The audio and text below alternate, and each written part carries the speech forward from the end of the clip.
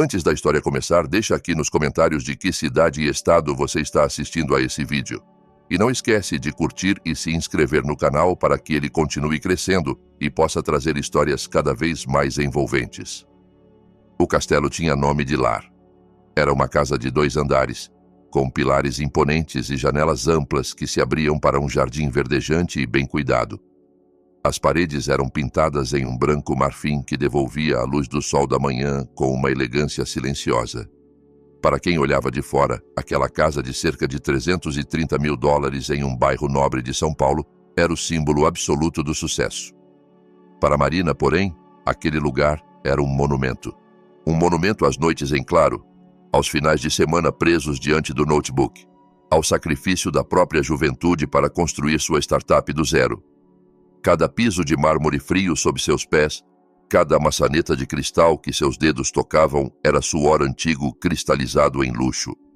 Era o mundo que ela mesma havia erguido com as próprias mãos. Dentro daquele castelo vivia um príncipe chamado Bruno, seu marido. Um homem com um sorriso tão brilhante quanto o sol, e palavras doces como mel. Bruno era o complemento perfeito para a rigidez de Marina, sempre séria e focada demais no trabalho. Ele era a risada no meio do silêncio, o calor no centro de uma ambição fria. Pelo menos era nisso que Marina acreditara durante 8 anos de casamento. Bruno cuidava de investimentos, um trabalho vago que lhe dava muito tempo livre. Tempo que, segundo ele, era usado para garantir que o paraíso na terra deles continuasse confortável. Foi ele quem escolheu as cortinas de seda da sala. Ele quem organizava os lírios frescos todas as manhãs nos vasos do jardim de inverno.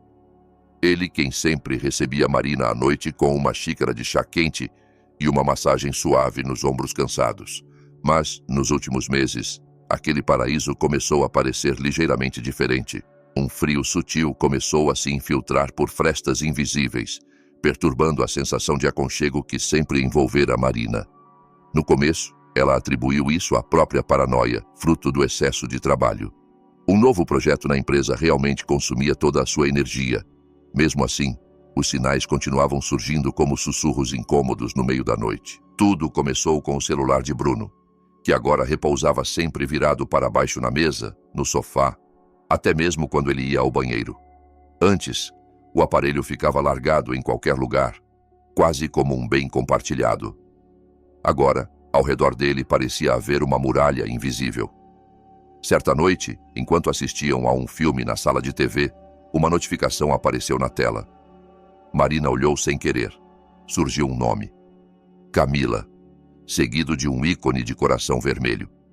Num reflexo veloz, Bruno agarrou o celular e o virou. O coração de Marina acelerou um pouco mais. "Quem é?" perguntou ela, tentando manter o tom o mais casual possível. "Ah, cliente." Bruno nem olhou para ela. "Tá perguntando de portfólio. Gente sem noção mandando mensagem a essa hora da noite." Os dedos dele começaram a digitar rápido sob a manta que o cobria. Marina não insistiu, mas a mentira tinha um brilho gorduroso evidente, boiando na superfície da água cristalina. Que cliente manda mensagem com coração? E desde quando Bruno tinha uma cliente mulher com tanta intimidade? Naquela noite, Marina não conseguiu dormir. Ficou deitada, imóvel ao lado do marido, ouvindo a respiração calma dele e se sentindo uma estranha na própria cama. Quem era, afinal, o homem que dormia ao seu lado? Seria ele ainda o mesmo que ela havia escolhido 8 anos atrás? Uma vez plantada, a semente da desconfiança cresceu como erva daninha. Marina passou a observar melhor. Sentiu um perfume de mulher doce e desconhecido, impregnado na camisa de Bruno quando ele voltou de uma reunião. Não era o perfume fresco, cítrico que ela usava todos os dias, mas um cheiro denso de baunilha misturada a flores noturnas, sedutor e pesado. Quando perguntou, Bruno riu. "Deve ter sido alguém no elevador do escritório com um perfume forte. Você sabe como é, né? Elevador é troca de aroma o tempo todo." Disse, leve, e ainda selou a explicação com um beijo no alto da cabeça dela, como se o gesto pudesse apagar qualquer rastro de dúvida. Depois veio a fatura do cartão de crédito conjunto. Marina, que normalmente só conferia o valor total e pagava, sentiu vontade de olhar o detalhamento. Seus olhos travaram em uma linha de transação. Uma compra de um colar de diamantes em uma joalheria de luxo em um shopping caro, por quase $6.700. A compra havia sido feita 2 semanas antes, numa tarde de dia útil. Ela franziu o senho. Seu aniversário ainda estava a 6 meses de distância. O aniversário de casamento já tinha passado, e ela certamente não havia recebido nada daquele valor. Será que era para a mãe de Bruno? Improvável. A sogra sempre preferira ouro tradicional, não diamantes modernos. Naquela noite, à mesa de jantar, Marina decidiu sondar. Amor, eu vi a fatura do cartão. Teve uma compra grande em uma joalheria. Você comprou um presente para quem? Perguntou com um ar curioso e ensaiado. Bruno, que estava servindo sopa, congelou por uma fração de segundo. Foi um intervalo mínimo, mas longo o bastante para que Marina percebesse. Em seguida, ele ergueu o rosto com o sorriso de sempre. O sorriso que tantas vezes ela tinha amado. Aquilo ali? Investimento, meu bem. Diamante é estável. Comprei para guardar. Quando valorizar, a gente vende. Era para ser uma surpresa para você, mas você acabou vendo antes da hora, disse com naturalidade. Marina apenas assentiu, mas o arroz no prato lhe pareceu areia. Investimento? Desde quando Bruno tinha interesse em investir em joias físicas? E se fosse um presente para ela, por que ela nunca vira o tal colar? As mentiras dele estavam se tornando mais sofisticadas, encamadas, e isso, em vez de tranquilizá-la, apenas a enchia de medo e repulsa. O homem que ela amava, em quem confiava para guardar seu castelo, estava erguendo outra fortaleza nas sombras, usando tijolos arrancados das fundações do próprio lar. O ápice chegou em uma sexta-feira à noite. Bruno disse que precisava viajar a trabalho para Belo Horizonte para encontrar um cliente importante e que voltaria só no domingo. A intuição de Marina, agora afiada como lâmina, sussurrou que havia algo errado. No sábado à tarde, enquanto ela estava em um café encontrando uma das suas gerentes, pegou o celular para checar notificações e por acaso viu o story de uma amiga antiga. Era a foto da inauguração de um restaurante badalado em São Paulo. Em um canto da imagem, entre os convidados, Marina reconheceu uma silhueta muito familiar, Bruno.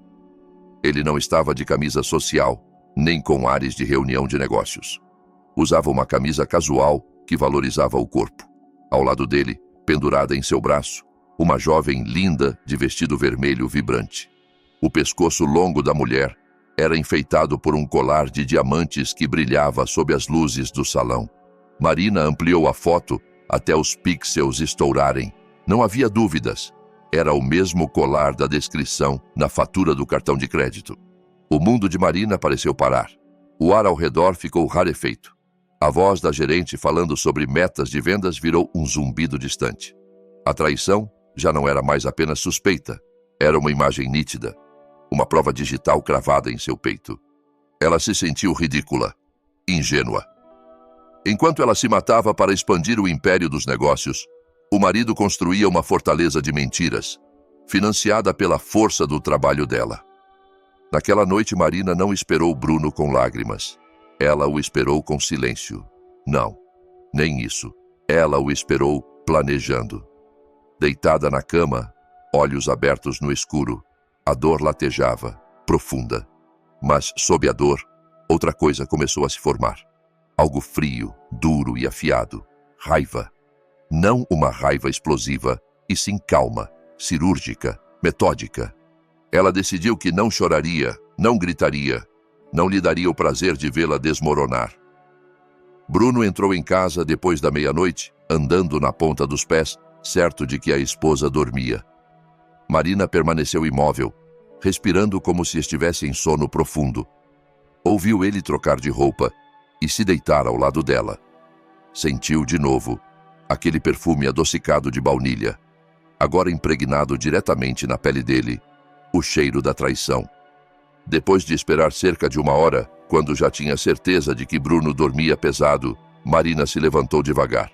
O coração batia acelerado, não de medo, mas de adrenalina. Aproximou-se do criado mudo onde o celular do marido repousava. Desta vez, ele havia esquecido de deixar o aparelho virado para baixo. Com a mão levemente trêmula, ela pegou o celular. Teve sorte. Bruno nunca fora criativo com senhas. Usava a data de nascimento dela. Irônico. Marina desbloqueou o aparelho, abriu a galeria. Nada demais. Então foi ao gerenciador de arquivos, buscando pastas ocultas. Lá encontrou uma pasta chamada Meu Sol, o apelido que Bruno lhe dava no começo do casamento. O estômago revirou. Com náusea, ela abriu a pasta. Ali estava o inferno particular de Marina. Dezenas, depois centenas de fotos e vídeos. Bruno e Camila em Fernando de Noronha, se beijando diante do pôr do sol, os dois rindo em um restaurante caríssimo. Camila experimentando o colar de diamantes diante do espelho, enquanto Bruno a abraçava por trás. A felicidade entre eles parecia tão verdadeira, tão íntima, que qualquer um diria que aquele era o casal oficial. Marina caiu sentada no chão frio. O celular queimava em sua mão. As lágrimas que até então ela segurara começaram a cair. Não por tristeza, mas pela fúria que transbordava. Viu o rosto vitorioso de Camila, jovem, bonita, posando com segurança. Viu o rosto de Bruno, o homem a quem dera tudo, sorrindo para outra, construindo alegria sobre os escombros da confiança dela. Continuou deslizando as imagens até encontrar fotos de Camila sozinha no jardim de casa. No jardim que Marina regava todas as manhãs. Aquela mulher havia pisado no castelo dela, invadido o território sagrado em sua ausência. Naquela madrugada silenciosa, dentro do casarão que agora mais parecia um mausoléu, Marina tomou uma decisão. Ela não iria se destruir, não iria se entregar. Ela havia construído aquele castelo do nada e não deixaria um traidor e uma parasita tomarem o que era seu. Se Bruno queria brincar com fogo, ela garantiria que ele acabaria queimado até virar cinzas. O espetáculo da esposa cega e tola havia terminado. Era hora de a rainha assumir o jogo. Quando a primeira luz pálida da manhã se infiltrou pelas frestas da cortina, Marina ainda não tinha dormido. Passou o resto da noite transferindo todos os arquivos da pasta Meu Sol para sua nuvem privada, guardando fotos e vídeos como munição. Em seguida, apagou tudo do celular de Bruno sem deixar rastros. Colocou o aparelho de volta exatamente onde estava. Quando Bruno acordou algumas horas depois, ela o recebeu com um sorriso contido e uma xícara de café. Exatamente como em tantas outras manhãs, a máscara estava perfeitamente ajustada. "Amor", disse ela, colocando a xícara sobre o criado mudo com voz firme e serena. "Oi, meu bem. Que noite cansativa", resmungou ele, levando o café aos lábios sem suspeita.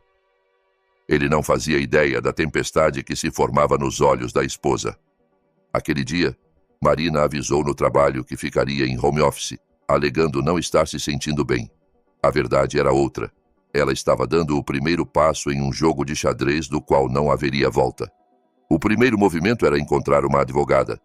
Não procurou o grande escritório que cuidava dos assuntos da empresa. Precisava de alguém discreto, experiente em divórcios e disputas de patrimônio complexas. Depois de uma boa pesquisa, encontrou o nome perfeito, Doutora Sofia Ramalho, advogada conhecida por sua frieza, competência e histórico brilhante na proteção de direitos de mulheres. Marina marcou um encontro no mesmo dia, em um café pequeno, distante do escritório e da vizinhança. Chegou 15 minutos antes, escolhendo uma mesa no canto mais discreto. O coração acelerava, não por medo de Bruno, mas por saber que estava cruzando uma linha sem retorno. Aquela reunião era uma declaração de guerra. Sofia chegou pontual. Mulher de quase 40 anos, elegante em um tailleur bem cortado e olhar atento. Apertou a mão de Marina com firmeza. "Marina, obrigada por ter vindo", disse, indo direto ao ponto. Sem rodeios, Marina contou tudo. Falou da casa conquistada com o suor dela, colocada em nome dos dois como prova de amor e confiança. Relatou as mudanças de comportamento de Bruno, o perfume estranho, a mensagem com coração, o colar, até a descoberta da pasta no celular. Mostrou todas as fotos e vídeos. Sofia ouviu em silêncio, anotando em um caderninho. Não demonstrou surpresa nem pena, apenas profissionalismo. Quando Marina terminou, a advogada ergueu o olhar e a encarou. "Sinto pelo que você passou, mas este não é o momento de sofrer, é o momento de agir. Então vou fazer uma pergunta simples. Qual é o seu objetivo final? Você quer apenas dar um susto nele ou você quer destruí-lo?", perguntou sem delicadeza. A pergunta atingiu o alvo. Marina ficou em silêncio por alguns segundos. Lembrou do sorriso de Camila naquele jardim, do riso fácil de Bruno mentindo em sua própria cara. Eles não só a traíram, debocharam dela. Acharam que poderiam roubá-la e ainda vê-la cair. Eu quero tudo que é meu de volta, tudo o que construí com o meu trabalho, e quero que ele sinta na pele o que é ficar sem nada, exatamente como ele planejou para mim, respondeu firme, com uma calma cortante. Sofia assentiu, como quem gosta do que escuta, e deixou um sorrisinho quase imperceptível surgir. Gosto da sua clareza. Então vamos fazer assim. Primeiro, vamos proteger o seu patrimônio. No papel, tudo que foi adquirido durante o casamento é bem comum, inclusive a casa, mesmo tendo sido você quem pagou. É um buraco da lei que muitos cônjuges infiéis adoram explorar, explicou. Ela então apresentou um plano detalhado. Seria uma estratégia em camadas, inteligente e implacável. Iriam transferir os ativos líquidos de Marina, ações, fundos, investimentos, para contas inacessíveis a Bruno. Iriam reunir o máximo possível de provas dos gastos dele com a amante para fundamentar pedidos na justiça. E, principalmente, haveria um plano específico para a casa. Ele vai tentar vender esse imóvel. Um homem que quer começar vida nova com uma mulher materialista precisa de capital. A casa é o alvo principal, disse Sofia. Não podemos simplesmente impedi-lo de vender sem levantar suspeitas. Então vamos deixar ele tentar vender. Só que vamos garantir que a tentativa fracasse de forma espetacular no momento final. Ali surgiu a parte mais ousada do plano. Sofia sugeriu que Marina providenciasse uma cópia falsificada da escritura da casa. Não um xerox tosco, mas uma réplica perfeita à primeira vista, porém incapaz de passar nas verificações oficiais do registro de imóveis. O objetivo era trocar o documento verdadeiro do cofre por essa versão falsa. Assim, Bruno acreditaria estar com o documento original em mãos, confiante para conduzir uma venda que, desde o início, estava condenada ao fracasso. É arriscado, Marina, mas se funcionar, será um golpe devastador. Todo o castelo de planos dele desmorona na mesma hora, concluiu Sofia. Marina não hesitou. Onde eu consigo essa cópia? Perguntou. Sofia anotou um endereço em um papel. Uma pequena gráfica escondida em uma viela, administrada por um de seus contatos mais confiáveis. Vá sozinha. Leve uma cópia nítida da escritura. Não conte a ninguém, orientou. No dia seguinte, dizendo a Bruno que iria visitar um cliente importante em um projeto, Marina foi até o endereço. A gráfica era abafada, cheirando a tinta e papel. Um senhor idoso a atendeu, pegou as cópias da escritura, examinou em silêncio e apenas disse: 3 dias, vai ficar perfeita. Aqueles 3 dias pareceram uma eternidade. Marina manteve a rotina. Preparou café da manhã para Bruno, perguntou sobre o dia dele, sorriu de vez em quando. Cada abraço e carinho vindo dele agora tinha textura de veneno. Ela engolia tudo, guardando o ódio sob a máscara da esposa dedicada. Sentia-se como uma atriz em um thriller em que um único deslize faria tudo ruir. No dia combinado, voltou à gráfica. O senhor lhe entregou um envelope pardo. Dentro, 2 folhas espessas com carimbos e assinaturas idênticas. Uma era a original que ela havia levado. A outra, a cópia. Sob a luz, Marina analisou o papel, a textura, a cor da tinta, até as marcas de dobra. A falsificação era assombrosamente fiel. Só um especialista com acesso ao sistema oficial perceberia a fraude. Naquela noite, veio a parte mais tensa: a troca. O cofre ficava no escritório que o casal compartilhava em casa. Marina esperou Bruno sair para a pelada de futsal semanal com os amigos. Com as mãos levemente trêmulas, girou o segredo do cofre. Lá estava a escritura original, símbolo físico de toda a sua trajetória. Traía a si mesma? De certo modo, sim, mas sabia que essa era a única forma de se proteger. Rapidamente, trocou os documentos. A escritura verdadeira foi para a bolsa dela. A réplica ficou no cofre, à espera do traidor. Ao fechar o cofre, sentiu um misto de alívio e frieza. Não havia mais volta. Ela havia colocado em jogo uma peça envenenada disfarçada de rainha. Agora era questão de tempo até o adversário mordê-la. Os dias seguintes viraram um teatro exaustivo. A casa luxuosa virou palco, e Marina, a atriz principal. Todas as manhãs ela acordava e colocava sua máscara feita de sorrisos, pequenos gestos de cuidado e conversas banais sobre trivialidades. Preparava o prato favorito de Bruno, arroz frito com ovo estalado, na medida do ponto que ele gostava.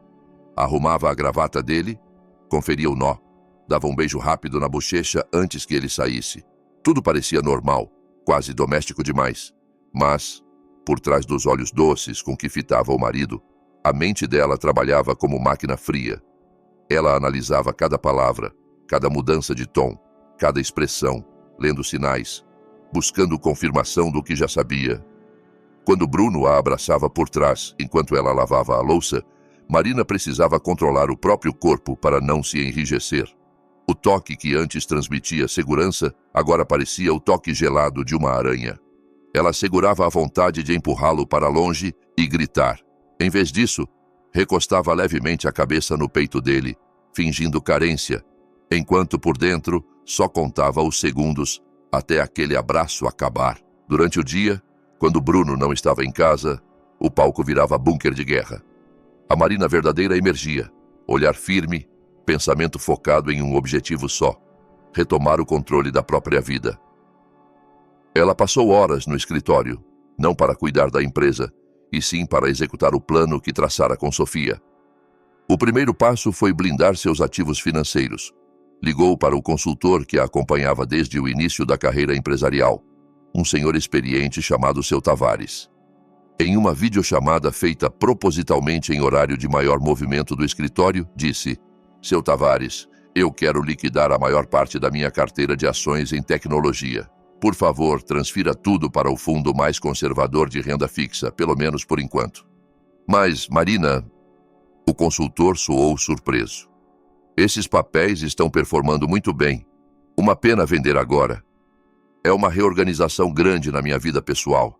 Preciso de liquidez alta e segurança. Por favor, apenas execute. Depois vou indicar uma conta nova para onde todo esse dinheiro deve ser enviado. Não será a conta conjunta com meu marido, respondeu taxativa. Ela então abriu uma conta só em seu nome, usando o endereço dos pais no interior para correspondências, de forma a evitar curiosidade de Bruno. Com paciência cirúrgica, transferiu seu patrimônio, ações, fundos, títulos, tudo o que pudesse ser sacado. Cortou, um a um, os vasos que ligavam seu dinheiro ao marido. Deixou apenas uma quantia confortável na conta conjunta, o suficiente para gastos do dia a dia, para não levantar suspeitas. Um petisco na superfície enquanto o banquete verdadeiro era levado embora. Enquanto isso, Bruno se tornava cada dia mais descuidado. Convencido de que Marina voltara a ser a esposa submissa e distraída, relaxou. Passou a atender ligações de Camila dentro de casa, indo apenas até o jardim ou a varanda, falando em voz baixa, achando que ninguém ouviria ou se importaria. Marina ouvia. Seu ouvido agora era um radar. Calma, amor, falta pouco. Tô resolvendo tudo, murmurava Bruno certo dia ao telefone.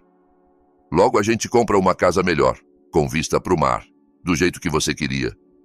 Sentada na sala, fingindo ler um livro, Marina virou lentamente a página, mão firme, coração já anestesiado. Vista para o mar, claro. E de onde viria aquele dinheiro, se não da venda da casa que ela havia construído com sangue e suor? Cada mentira ouvida apenas reforçava a convicção de Marina. Ela não estava destruindo um marido. Estava extirpando um parasita. A certeza de que Bruno mirava a casa ficou absoluta quando ele começou a falar sobre uma oportunidade única de investimento. Trouxe o assunto à tona durante o jantar com um entusiasmo estudado. Amor, pintou um projeto de resort de luxo na Bahia, coisa de outro mundo. Em 2 anos o capital pode dobrar, disse, olhos brilhando. Marina fingiu interesse. É mesmo? Que tipo de projeto? Perguntou, mexendo a salada. Vilas e resort de alto padrão para gringo. O cara que me chamou precisa de dinheiro rápido para comprar terreno. É nossa chance de dar um salto, de nos tornarmos realmente independentes financeiramente, discursou. Marina quase riu quando ouviu nossa. Bruno vivia da independência financeira dela há anos. E de quanto estamos falando? Questionou ainda em personagem. Uns $330 mil. Ele tentou parecer casual, como se falasse de algo corriqueiro. Pensei que a gente podia usar esta casa como garantia para um empréstimo. Ou, se aparecer um comprador bom, vendê-la de vez e depois compramos outra melhor. A gente mora um tempo em um apartamento alugado. É provisório. Ali estava a isca. Marina sentiu o coração disparar, mas manteve o rosto sereno. Fingiu hesitação, franzindo a testa. Vender esta casa, Bruno? Mas... esta casa? Deixou a frase morrer no ar, num meio suspiro. Eu sei o quanto significa para você, meu amor. Ele respondeu rápido, segurando a mão dela. Mas pensa no futuro. Não é sobre perder a casa, é sobre ganhar muito mais. Eu prometo que vou te dar um castelo ainda mais incrível. Confia em mim. Confia em mim. As 3 palavras ecoaram como ironia ácida na mente de Marina. Ela olhou nos olhos dele e não encontrou vestígio algum do homem que havia amado. Só viu ganância e mentira. Dias depois, Bruno voltou ao tema, desta vez com falsa urgência. Disse que já tinha um comprador em mãos, um colega de negócios interessado em pagar à vista, e sem burocracia, Marina sabia que era apenas mais um fio da teia de mentiras, mas permitiu que ele continuasse tecendo, até que o momento-chave chegou. Numa tarde, enquanto Marina organizava alguns documentos no escritório, Bruno entrou com expressão séria e ansiosa. Amor, chamou gentil. O comprador que comentei está muito interessado. Ele quer ver os documentos o quanto antes, principalmente a escritura original, para passar para o advogado dele verificar. Marina ergueu o rosto devagar, exibindo a expressão que havia treinado no espelho, uma mistura de dúvida, confiança e resignação. A escritura original? E você acha seguro mostrar assim? Claro, meu bem. Não vou entregar para ninguém. Só vou levar até o cartório do advogado dele, deixar verem e tirarem cópia. Vai ficar na minha mão o tempo todo. É só um procedimento padrão, para ele ter certeza de que está tudo certo, garantiu Bruno com um riso condescendente. Marina fez silêncio por alguns instantes, como se lutasse consigo mesma. Se você acha que é o melhor, murmurou levantando-se. Caminhou até o cofre camuflado atrás de um quadro. Por dentro, cada batida do coração parecia anunciar agora. Girou a combinação. O clique mecânico ecoou no cômodo silencioso. Dentro do cofre, o envelope pardo a esperava, contendo a falsa escritura. Com a mão firme, Marina pegou o envelope. Aproximou-se do marido e parou diante dele. Olhou-o bem nos olhos antes de entregar o documento. Cuida bem disso, tá? Todo o meu trabalho está nessas folhas, disse com um sorriso suave e um duplo sentido que só ela conhecia. Bruno, cego à ironia, abriu um sorriso de vitória, quase infantil. Pode deixar, amor. Você não vai se arrepender. Este é o começo da nossa nova vida. Ele beijou a testa de Marina e saiu do escritório com passos leves, levando debaixo do braço o que acreditava ser um passaporte para a fortuna. Não sabia que carregava, na verdade, um detonador. Marina ficou parada, ouvindo o som dos passos dele se afastando pelo corredor, depois o ruído da porta de entrada. Quando o portão automático se fechou, o sorriso resignado desapareceu do rosto dela, dando lugar a uma expressão de pedra. A presa aceitara a isca. A armadilha estava pronta. A partir dali, a narrativa se desloca para Bruno. Ele dirigia pelos arredores do bairro nobre com um eufórico sentimento de triunfo. O envelope com a escritura repousava no banco ao lado, como um troféu riu sozinho, satisfeito com a própria astúcia. Enganar Marina fora mais fácil do que imaginara. Ela podia ser um gênio dos negócios. Mas, em casa, era, na cabeça dele, apenas uma mulher ingênua, disposta a confiar em tudo o que ele dizia. Primeiro destino, um apartamento de um quarto, alugado em nome de Camila, em um bairro moderno de São Paulo, pago com um cartão adicional do cartão de Marina. Bruno mal podia esperar para mostrar o fruto da conquista e comemorar o primeiro passo rumo à vida de luxo que prometera. Para ele, Camila era tudo o que Marina não era. Jovem, cheia de fogo e, principalmente, o idolatrava. Ao lado dela, Bruno se sentia um rei, não apenas o marido de Marina. O ressentimento que nutria há anos por viver à sombra da esposa tinha se transformado em ódio e em desejo de se apropriar de tudo que ela possuía. Achava que tinha direito àquela riqueza. Afinal, aguentara 8 anos de casamento. Camila abriu a porta quase antes mesmo que ele tocasse a campainha. Agarrou-o com um abraço e um beijo. "E aí, amor, deu tudo certo?" perguntou, olhos brilhando. Bruno ergueu o envelope como se fosse um troféu. "Olha só, nosso bilhete de saída", disse, sorrindo. Camila arrancou o envelope de suas mãos, tirou a escritura e a observou encantada. Não entendia nada de documentos oficiais, mas ver papel grosso, brasões e carimbos era suficiente para convencê-la. "Meu Deus, Bruno, você é incrível!" exclamou, o abraçando pelo pescoço. "Eu sabia que você ia conseguir. E quando a gente recebe o dinheiro?" "Calma, amor. Tudo tem processo. Amanhã encontro com o comprador, o Sr. Roberto, num hotel. Vou mostrar a escritura e a gente assina o compromisso de compra e venda. Ele já aceitou pagar cerca de $330 mil à vista", explicou Bruno, cheio de orgulho. Roberto era um empresário do ramo imobiliário, conhecido por negociações rápidas e pouco ortodoxas. Bruno o conhecera em um clube de golfe. Sabia que era o tipo de pessoa que não fazia muitas perguntas, desde que o lucro estivesse garantido. À noite, celebraram. Bruno pediu comida japonesa do restaurante mais caro que encontraram no aplicativo. Abriram uma garrafa de vinho igualmente cara, tudo pago com o dinheiro de Marina, direta ou indiretamente. Falaram dos planos para quando o depósito final caísse. Camila já tinha uma lista: bolsas de grife, um carro esportivo vermelhão e, claro, um vestido de noiva de estilista famoso para o casamento em Paris. "A gente vai casar em frente à Torre Eiffel. Eu de branco, com um vestido enorme e você de terno impecável", sonhava Camila em voz alta. Depois, 3 meses viajando pela Europa, sem se preocupar com dinheiro. Bruno a olhava encantado.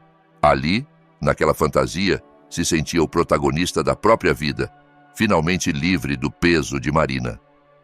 No dia seguinte, cheio de confiança, encontrou Roberto no saguão de um hotel 5 estrelas.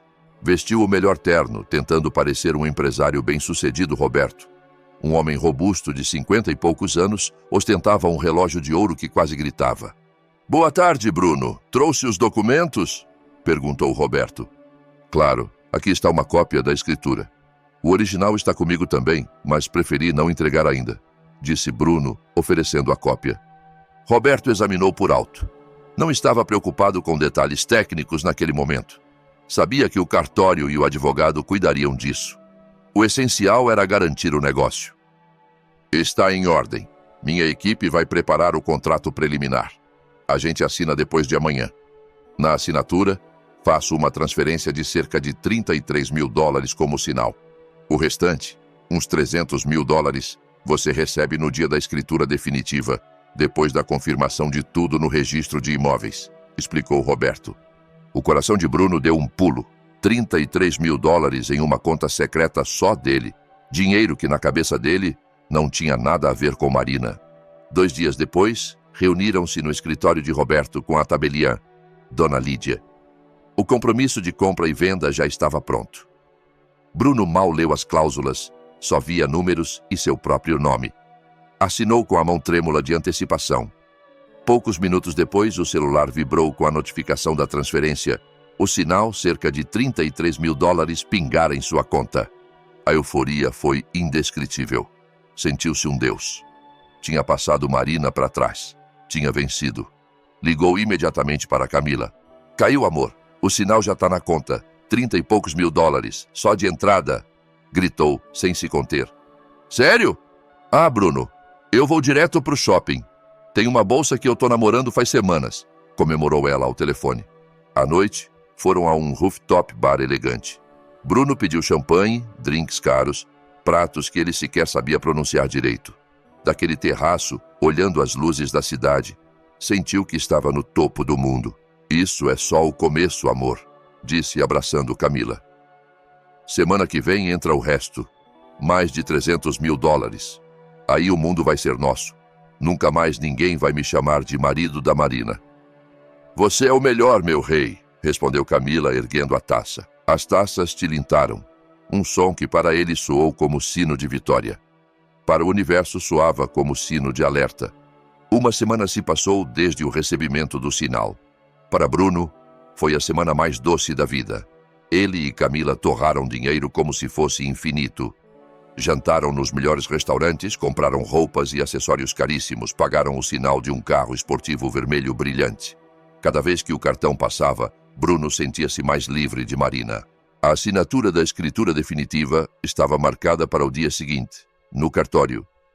Isso significava, na cabeça dele, que em poucas horas teria o pagamento final de cerca de $300 mil.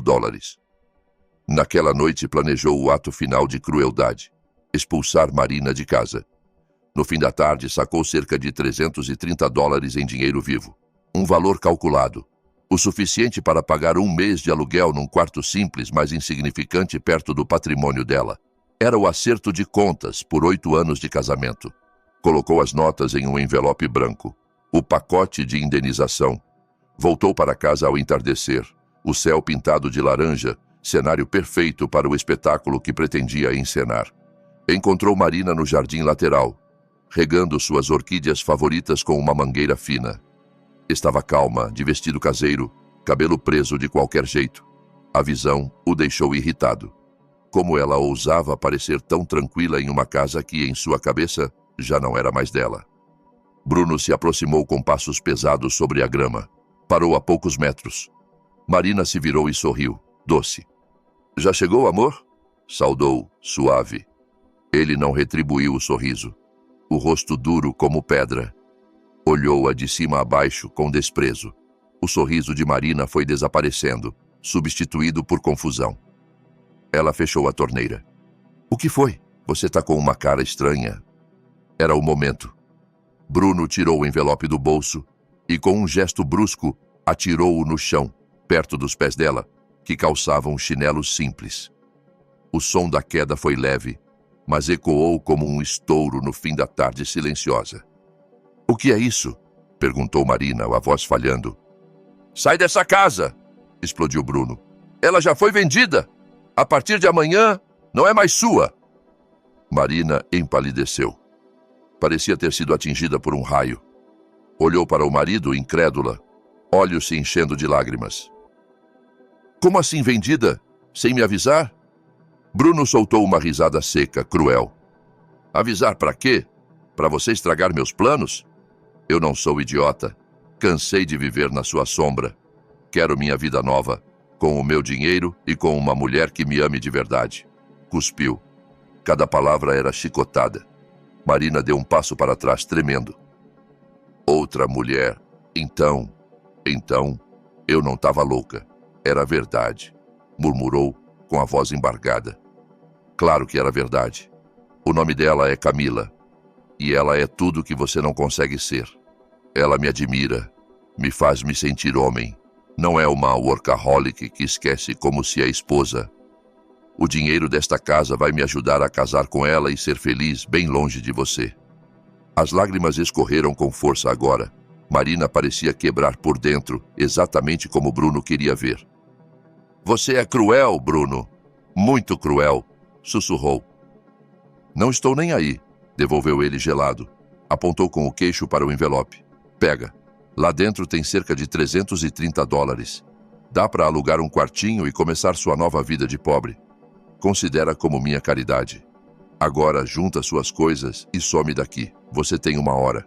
Depois disso, não quero ver sua cara."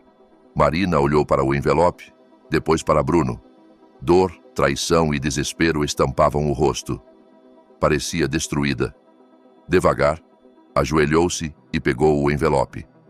As mãos tremiam. Ergueu-se, abraçando aquele pedaço de papel contra o peito como se fosse tudo o que tinha. Sem dizer mais nada, soluçando, entrou tropeçando na casa. Bruno assistiu à cena com satisfação quase mórbida. Perfeito. Melhor do que ele imaginara. Nenhum escândalo, nenhuma reação agressiva, apenas uma mulher arrasada. Era o ápice da sensação de poder. Ele se sentou na varanda, esperando o tempo passar. Cerca de 45 minutos depois, Marina saiu pela porta da frente, segurando apenas uma bolsa pequena. Os olhos inchados e vermelhos. Passou por ele sem olhar, como se não tivesse forças para encará-lo. Bruno a observou caminhando devagar até a rua, desaparecer na esquina. O portão automático se fechou. Ele ficou sozinho. Respirou fundo, sorriu. A casa era dele, pensava. Em poucas horas, seria um milionário. A vida estava apenas começando. O que Bruno não sabia é que a cena que havia assistido era apenas teatro. Assim que o portão se fechou atrás dele, no momento em que ele saiu de carro rumo ao cartório e à fortuna, Marina não estava vagando perdida pela rua. Ela havia contornado a lateral do terreno, entrando por uma porta de serviço que Bruno nunca lembrava que existia. O choro cessou no instante em que o som do motor se perdeu ao longe. Dentro de casa, Marina já não cambaleava. Andava firme até a sala. Secou as lágrimas que agora eram apenas resquícios de uma atuação impecável. Sentou-se no sofá macio que comprara com seu primeiro grande bônus. Colocou o envelope com os $330 sobre a mesa de vidro. Olhou o dinheiro com um sorriso frio. Os 330. Esse era o preço que Bruno julgara justo por 8 anos de casamento. Por uma casa de $330 mil, pela vida inteira de esforço dela. A humilhação era tão absurda que quase beirava o cômico. Uma risada curta, seca, escapou de seus lábios. A mulher destroçada sumira. O que havia ali era um general na véspera da batalha. Sereno, focado, perigoso.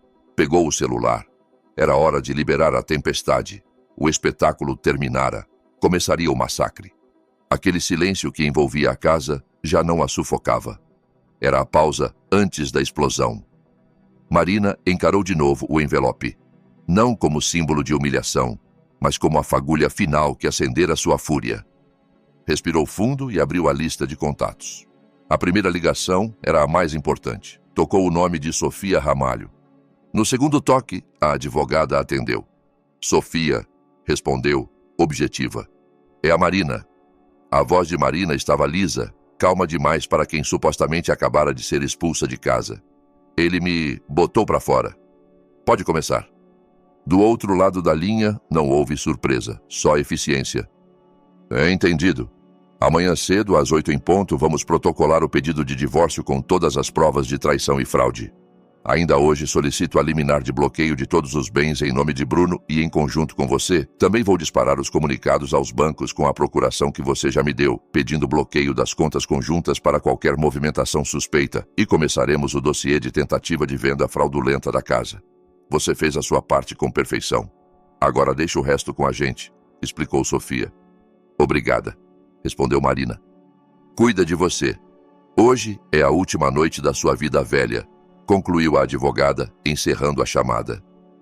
Marina ficou alguns segundos olhando o celular. Uma peça do tabuleiro havia avançado. A máquina jurídica estava ligada. Era hora de acionar a máquina financeira. Ligou para o gerente de Private Banking, Sr. Mauro, um homem de confiança. Boa noite, Sr. Mauro. Espero não incomodar. Eu preciso ativar um protocolo de segurança que a gente deixou combinado, disse Marina. Protocolo inverno. Houve uma pausa do outro lado. Mauro lembrava bem daquele nome código. Era a palavra a ser usada se Marina estivesse sob ataque, seja corporativo, seja pessoal. Protocolo inverno confirmado. Entendido, Marina, respondeu ele, agora bem mais sério. Vamos congelar imediatamente todas as contas conjuntas e cancelar os cartões adicionais em nome do Sr. Bruno. Nenhuma retirada, transferência ou pagamento será autorizado. Isso entra em vigor em poucos minutos. Mais alguma instrução? Por enquanto é só. Obrigada pela agilidade, disse ela. Estamos aqui para proteger o que é seu, garantiu ele antes de encerrar a ligação. Dois pilares que sustentavam o mundo de Bruno, o jurídico e o financeiro, acabavam de ser atingidos na base. Faltava o mais simbólico, a própria casa. Marina então ligou para um serviço de chaveiro 24 horas. Boa noite. Preciso de troca completa de fechaduras em caráter de urgência. Porta da frente, dos fundos, lateral e também o portão. Quero o sistema mais moderno e seguro que vocês tiverem, com chaves difíceis de copiar. Podem enviar alguém agora? Pediu. 1 hora depois, uma van estacionou em frente ao portão. 2 técnicos desceram e começaram a trabalhar rápido. O som do ferro sendo perfurado, madeira cedendo e fechaduras sendo arrancadas era, para Marina, música. Era o som físico da presença de Bruno sendo apagada daquele lugar. Enquanto eles trabalhavam, Marina foi até o quarto que antes dividia com o marido. Abriu o gigantesco guarda-roupa. De um lado, os ternos caros, camisas e camisetas de Bruno, todos comprados com o dinheiro dela. Do outro, suas roupas de trabalho. Sem emoção, começou a arrancar as peças do lado dele e jogá-las sobre a cama. Em seguida, abriu gavetas, recolheu relógios, cintos, carteiras e todos os pertences pessoais. No banheiro, varreu shampoos, perfumes, cremes e até a escova de dentes dele para dentro de um saco de lixo grande. Aos poucos, descontaminava o ambiente. Pegou as fotos onde ele aparecia, retirou-as das molduras, rasgou ao meio os rostos e jogou os pedaços junto às roupas. Reuniu tudo em vários sacos de lixo pretos, amarrando cada um deles com força. O quarto ficou mais espaçoso, leve, respirável. O celular vibrou. Bruno ligava. Marina encarou o nome no visor com frieza e rejeitou a chamada. Ele insistiu. Ela rejeitou de novo. Logo chegou uma mensagem. Não adianta me ligar para implorar. Já acabou. Marina sorriu de canto de boca. Que ironia. Com dedos firmes, escreveu uma nova mensagem, curta, precisa. Não como resposta, mas como um novo disparo. Para que a notificação tivesse impacto maior, digitou: Bem-vindo ao inferno que você mesmo criou. Enviou. Em seguida, arrastou os sacos com as coisas dele até próximo à porta de entrada, à espera do momento certo de sumirem dali. Quando os chaveiros terminaram, entregaram a ela um conjunto de chaves prateadas, pesadas, modernas. Pronto, senhora. Sistema novo instalado. Só pode ser copiado com este cartão de propriedade aqui, explicou um deles. Obrigada, respondeu pagando e se despedindo. Sozinha, Marina trancou a porta. O clique da nova fechadura soou decisivo. Caminhou até a enorme janela da sala, de onde se via a cidade brilhando ao longe. Não se sentia eufórica nem triste. Sentia um vazio limpo, um espaço em branco pronto para ser reescrito. Ela havia soltado a tempestade. Agora, bastava ficar no olho do furacão e esperar as notícias da destruição de Bruno chegarem. Na manhã seguinte, Bruno acordou ao lado de Camila em seu apartamento alugado, sentindo-se um rei prestes a ser coroado. O sol entrava pela janela como holofote. A cena do choro de Marina no jardim na tarde anterior voltava como combustível para seu ego. Ele tinha vencido. Pensava assim: Amor, acorda. Hoje é o nosso grande dia. Vamos tomar um café reforçado para comemorar, murmurou, beijando o ombro de Camila. Foram a um hotel famoso pelo brunch. Bruno entrou com ar de superioridade. Pediu champanhe, ovos Benedict, salmão defumado, doces finos. Quando a conta chegou, puxou o cartão de crédito preto com um gesto teatral, entregando ao garçom como se fosse uma cena de filme. Alguns minutos depois, o garçom voltou, constrangido. Senhor, desculpe, o cartão foi recusado. Bruno franziu a testa. Recusado? Impossível. Tenta de novo, ordenou, já irritado. O garçom tentou mais uma vez. Voltou com o mesmo resultado. Continua recusado, senhor. Sinto muito. Camila começou a mudar a expressão. Alguns clientes nas mesas ao lado passaram a olhar discretamente. Bruno suava. Puxou o cartão de débito atrelado à conta conjunta, certo de que ali tudo estaria bem. Novamente, recusado. Um suor frio escorreu pela nuca. Algo estava muito errado.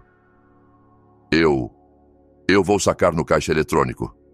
Já volto, avisou Bruno, forçando um sorriso. Desceu até o lobby, aproximou-se do caixa eletrônico, inseriu o cartão, digitou a senha, escolheu o máximo disponível. Em vez de dinheiro, leu na tela: Operação não autorizada, contate o banco. Tentou o cartão de crédito. Mensagem parecida. Todas as portas financeiras haviam se fechado. Voltou à mesa pálido. Camila o encarou com impaciência. Murmurando desculpas, ela mesma pagou a conta com seu cartão, resmungando sobre o mico que estavam pagando. No caminho para o cartório, Bruno ligou várias vezes para o banco, caindo em menus automáticos que nada resolviam. Uma frase, porém, começou a martelar na cabeça: Bem-vindo ao inferno que você mesmo criou. Até então, achara que foi apenas drama de Marina. Agora, a frase parecia profecia. Chegando ao cartório onde assinariam a escritura, Bruno forçou-se a parecer calmo. Endireitou o terno, Entrou com ares de negociante confiante. O Sr. Roberto já estava à espera, sentado ao lado da tabeliã, Dona Lídia. Bom dia, senhores. Vamos precisar da escritura original e do seu documento, disse a tabeliã. Bruno entregou o que acreditava ser a escritura oficial. O papel lhe parecia tão real quanto qualquer outro documento que já havia visto. Antes de assinarmos a escritura de compra e venda, preciso fazer a verificação final no sistema de registro de imóveis, explicou Dona Lídia. Ela se aproximou do computador, digitou o número da matrícula, dados do imóvel e do proprietário. O silêncio, quebrado apenas pelo som do teclado e pelo ar-condicionado, foi se estendendo. O rosto dela passou de neutro para confuso e então para um semblante duro. Ergueu o olhar e fitou Bruno. Senhor Bruno, temos um problema sério aqui. O coração dele despencou. Que problema? A tabeliã girou o monitor ligeiramente para que ele e Roberto pudessem ver.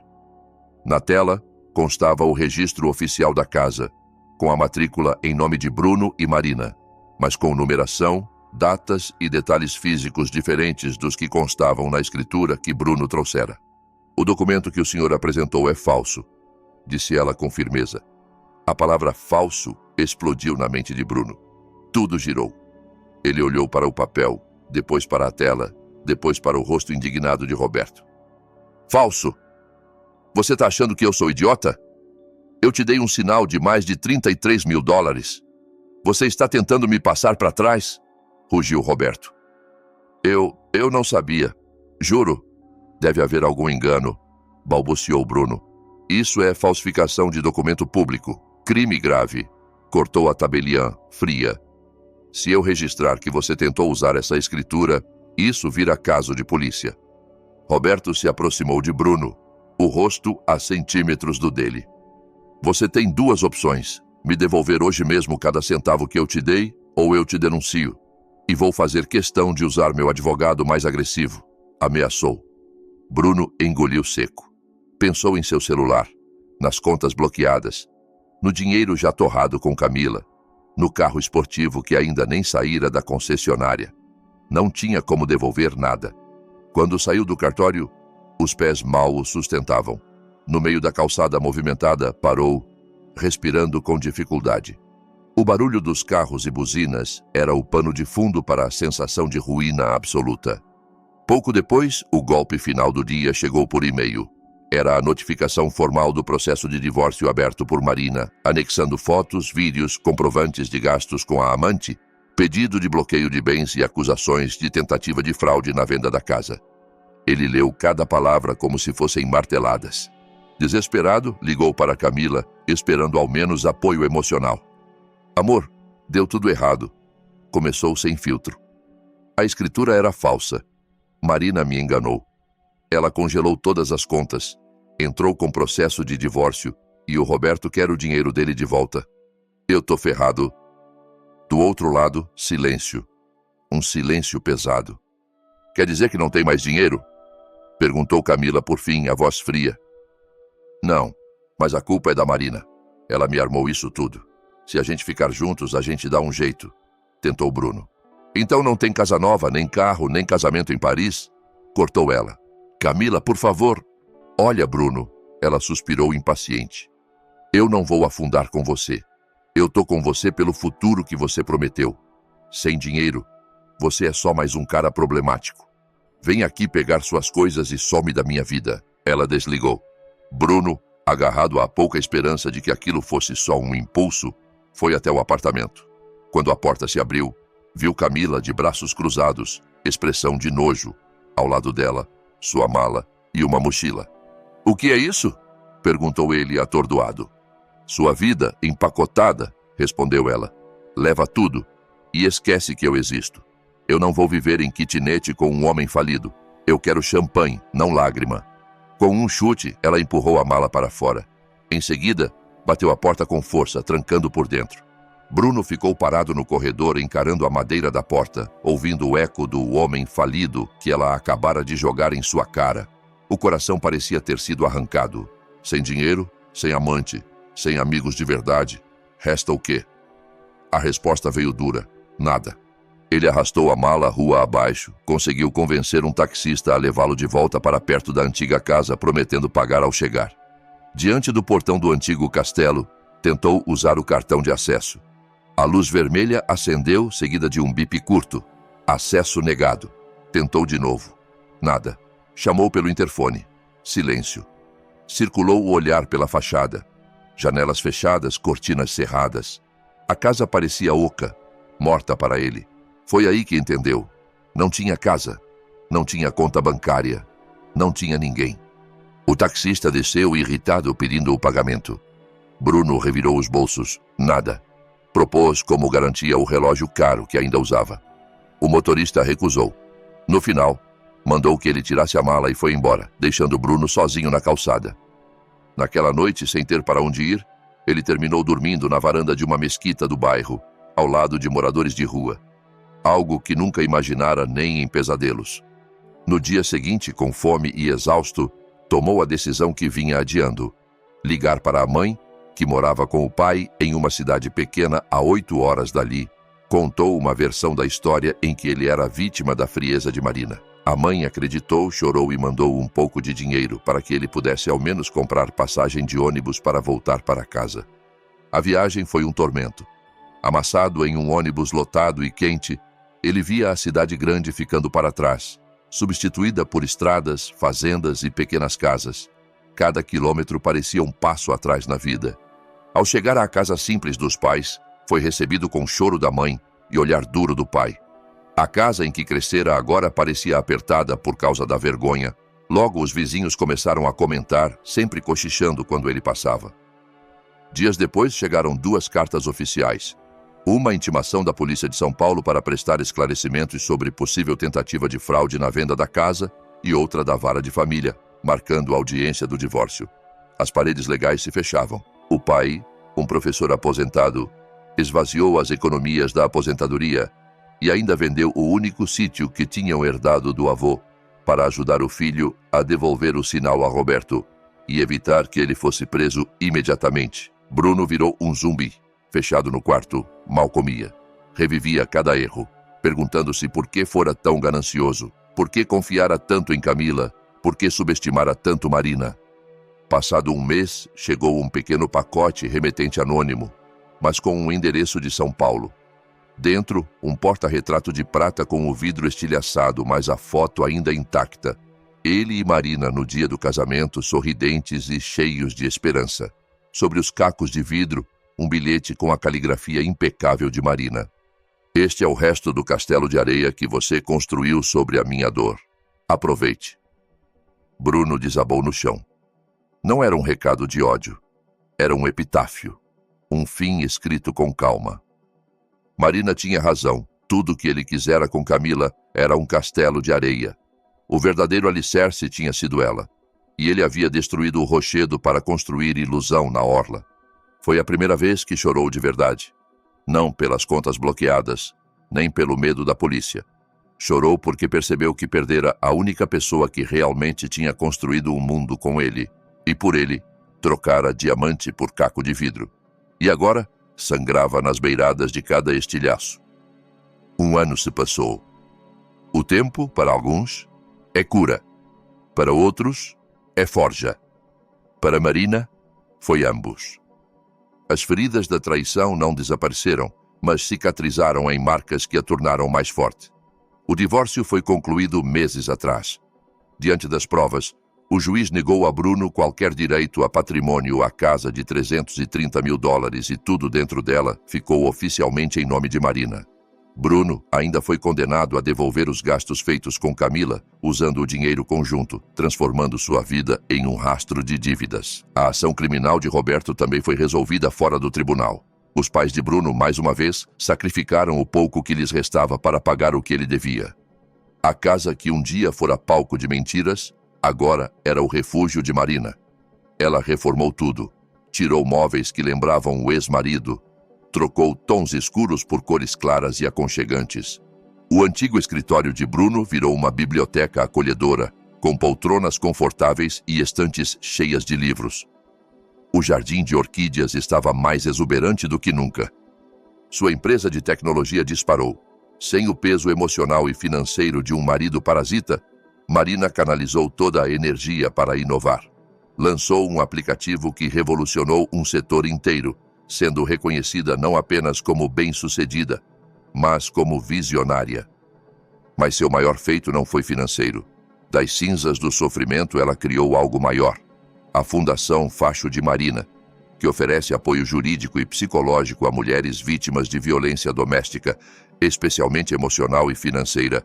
Ela passou a dar palestras, contando sua história sem rancor, mas com lucidez, inspirando muitas mulheres a retomarem a própria vida. Marina descobriu que a verdadeira felicidade não estava em ter alguém ao lado, mas em ser inteira por si mesma e, a partir disso, poder alcançar outras pessoas. Enquanto isso, em sua cidade pequena, Bruno vivia o oposto dessa trajetória. Livrou-se da prisão, mas não do julgamento social, nem da própria consciência procurou trabalho. Sem qualificação real e com o nome manchado, ninguém queria contratá-lo. Acabou conseguindo um emprego como orientador de estacionamento em um shopping recém-inaugurado. Passava os dias sob sol e chuva, apitando, indicando vagas a carros de luxo que entravam e saíam. Era obrigado a assistir, de camarote, à ostentação de pessoas que tinham o que um dia ele teve e desperdiçou. Seu rosto, antes alinhado, agora estava queimado de sol, marcado por rugas precoces. O sorriso fácil sumira, substituído por cansaço permanente. O antigo charme evaporara junto com o dinheiro. Num sábado de calor intenso, um carro esportivo preto, caro e reluzente, entrou devagar na área VIP do estacionamento. O modelo atingiu Bruno como um soco. Era o mesmo tipo de carro que ele e Camila tinham sonhado em comprar. Sem muito ânimo, ele apitou e indicou a vaga mais próxima da entrada principal. O veículo estacionou com suavidade. Bruno se aproximou com o bloquinho em mãos. O vidro do motorista desceu. O mundo dele parou pela segunda vez. Ao volante estava Marina, mais bonita do que ele se lembrava. Cabelos bem cuidados, maquiagem sutil, óculos escuros de grife. Ao lado dela, no banco do passageiro, um senhor elegante e tranquilo, de terno alinhado. Um parceiro de negócios da fundação, talvez, ou um investidor. Eles riam de algo que Bruno não conseguiria ouvir. Marina virou o rosto discretamente na direção dele. Por trás dos óculos, seus olhos o percorreram com calma. Não havia raiva, nem dor, nem desprezo, nem piedade. Não havia nada. Ela o encarou como se ele fosse só parte da paisagem, um poste, uma lixeira. Esse vazio doeu mais que qualquer insulto. Sem mudar o tom de voz, Marina abriu a carteira, tirou uma nota de cerca de $7 americanos e estendeu para Bruno.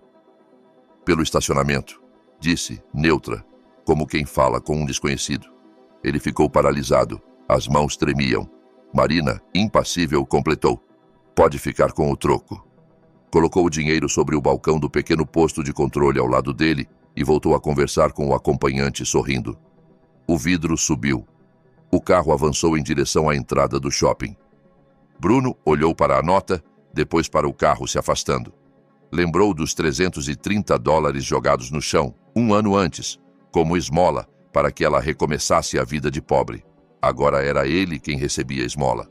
Olhou para as próprias mãos, calejadas e sujas. Depois, para a fachada brilhante do shopping, onde Marina acabara de entrar como convidada de honra de um evento da fundação. A diferença entre eles agora era um abismo. Ela era a rainha do próprio mundo. Ele, o porteiro invisível do castelo dos outros. Karma não precisava de ajuda. Marina seguiu em frente sem olhar para trás.